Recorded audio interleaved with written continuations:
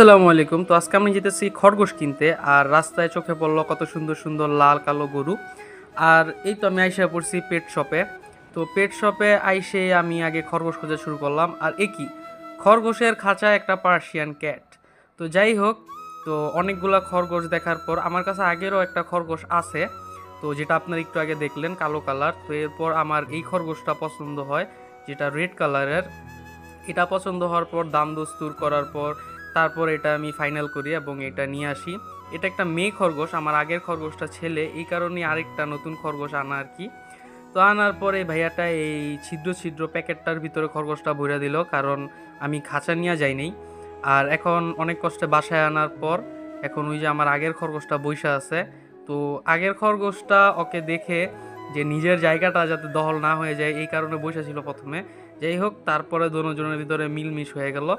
আর আগের খরগোশটা ওরে দেখার পর সাথে সাথে এখন খাবার খাওয়া শুরু করে দিছে।